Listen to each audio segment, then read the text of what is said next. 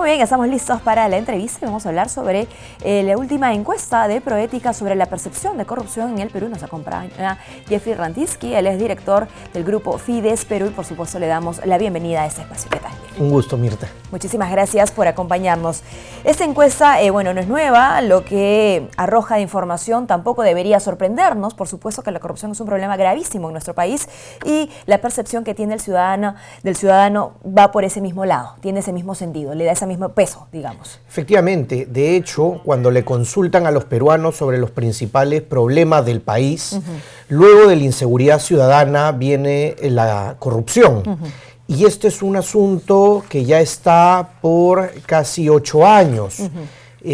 Antes, los principales problemas en la percepción de los peruanos eran principalmente desempleo y pobreza, cuando le consultaban por los dramas nacionales.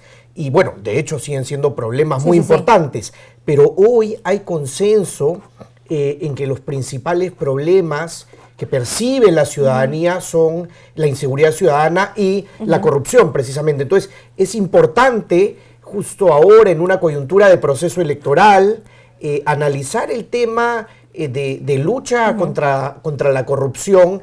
¿Qué se está haciendo y cuál es la sensación de la gente en relación a ello? Antes que comentas, ¿cuándo empieza, Jeffrey? Es decir, ¿en qué momento el ciudadano, el peruano, es más consciente de que la corrupción efectivamente tiene un impacto negativo en su vida, en su desarrollo, en el crecimiento del país y ya otros problemas que son bastante graves también pasan a un segundo y tercer plano? Tiene que ver con la visibilización de los audios, por ejemplo, del ex-CNM, ¿no? Tiene que ver con las denuncias, con las investigaciones, con ver de repente a líderes políticos también como parte de todo esto. El asunto viene desde antes, Mirta. Si recordamos, entre la década de 2003 a 2013 hubo gran crecimiento económico en el país, ¿no? Las cifras son contundentes.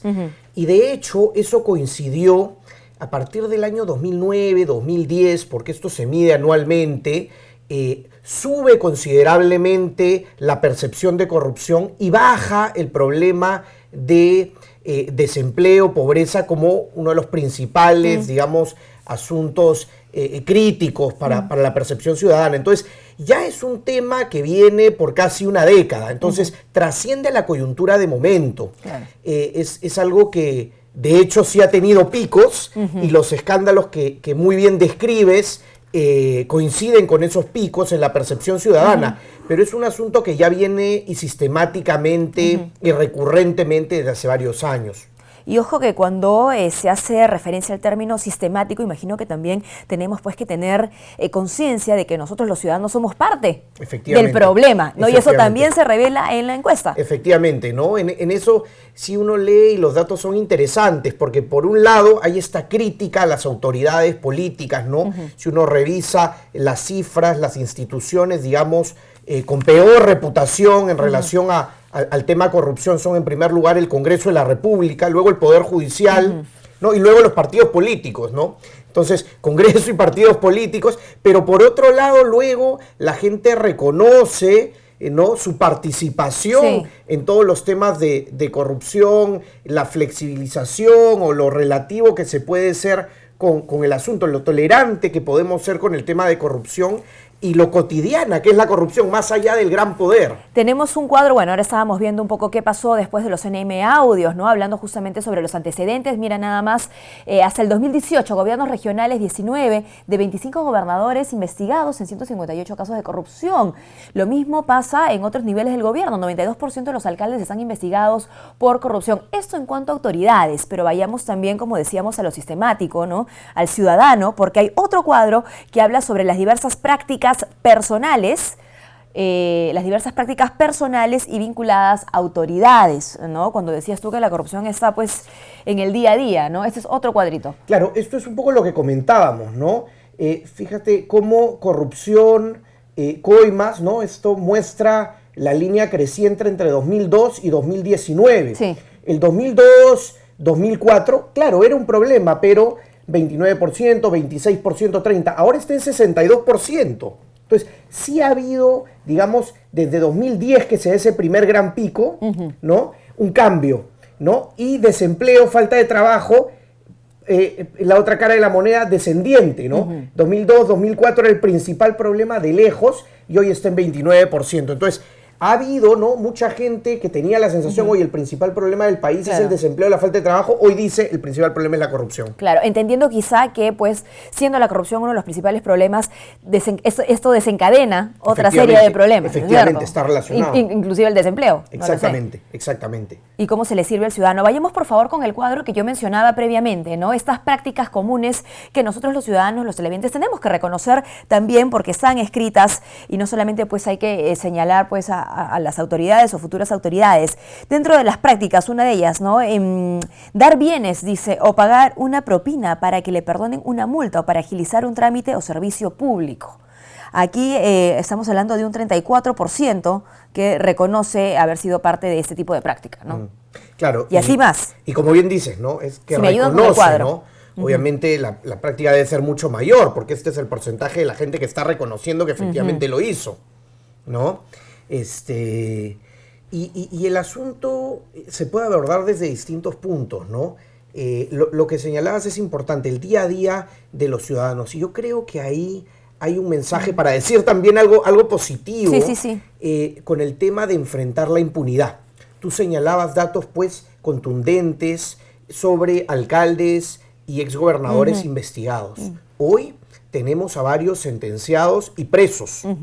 De hecho, porcentualmente, hay muchas más autoridades procesadas y condenadas que hace algunos años. Claro. Y eso es positivo porque la sensación de impunidad aumentaba, pues, esta imagen de, oye, tengo que convivir con esto porque no hay forma de manejarme. Entonces, luchar contra la impunidad es precisamente enfrentar el problema directamente. Creo que ahí hay un punto positivo. Por supuesto que falta muchísimo por avanzar. Claro que sí. Que se visibilice, ojo, no significa que se le dé solución. Sin embargo, como dice nuestro invitado, se ha reducido el porcentaje de quienes creen que la corrupción se incrementará en los próximos años. Y eso tiene que ver con que efectivamente hay investigación, hay sentencias, se está avanzando, se está haciendo todo lo posible, ¿no? Incluso esta semana, a propósito del día de ayer, se conmemoró el Día de la Lucha contra la Corrupción, me parece, y se dio inicio también a la Semana de la Integridad, ¿no? Donde el Premier ha hecho esta exhortación a que todos nos sumemos a la lucha contra la corrupción, pero yo te consulto directamente también en tu experiencia y lo que ves a diario, ¿no? Y sobre lo que funciona, que está haciendo efectivamente el gobierno para luchar contra la corrupción. ¿Hay cosas que destacar? ¿Hay cosas que mejorar? Creo que sí, hay algunas cuestiones que destacar y de hecho hay algunas instituciones que en la percepción ciudadana también han mejorado. Concretamente me refiero a la Policía Nacional y al Ministerio Público.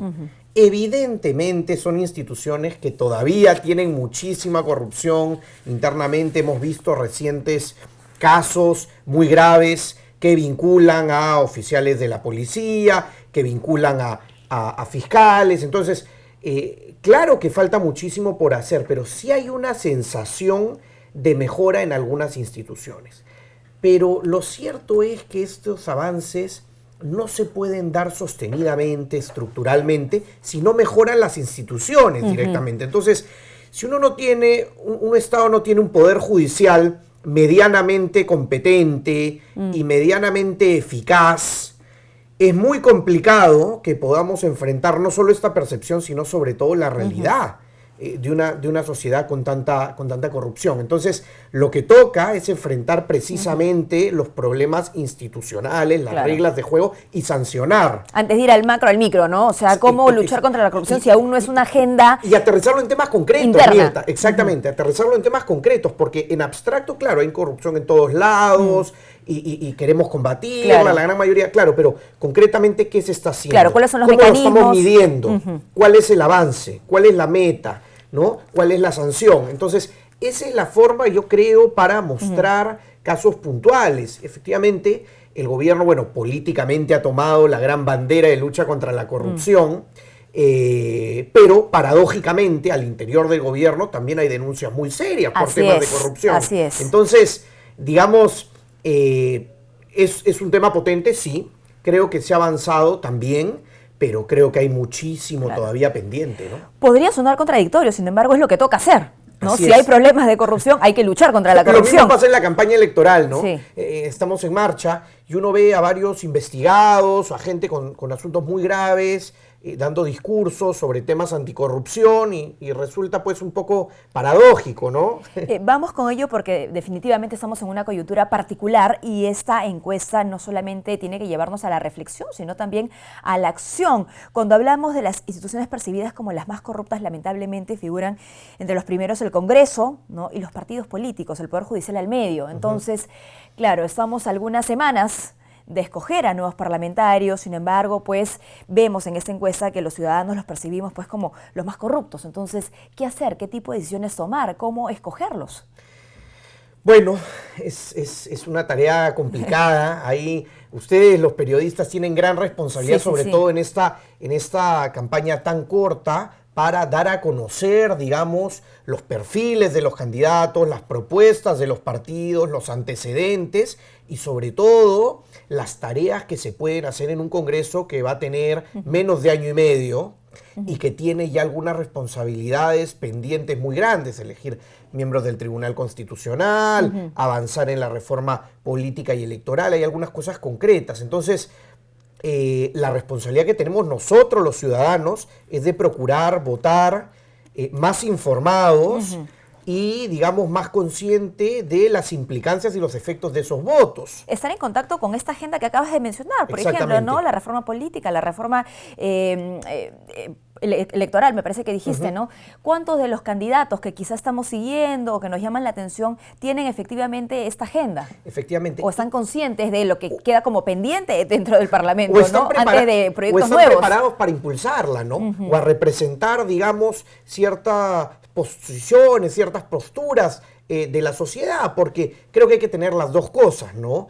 Honestidad, reclamarla en los políticos, pero también competencia, capacidad, preparación para llevar las cosas a cabo, ¿no? Son las dos cuestiones fundamentales, creo yo. Muy bien, Jeffrey. Finalmente, ¿cuál sería tu mensaje, bueno, tu reflexión, ¿no? Frente a la encuesta, a lo que ha develado la información, las cifras, los números y lo que tenemos por delante, este proceso electoral que es bastante importante? Sí, mi reflexión es que tenemos un proceso electoral que es fundamental, es atípico, primera vez que vamos a elegir solo congresistas sin presidencia de la República, en una campaña electoral muy corta, con una desafección política muy grande, hay un desinterés por las campañas, hay bastante desinformación, un malestar en general con la clase política. Entonces, en ese espacio complicado, creo yo que lo que toca es asumir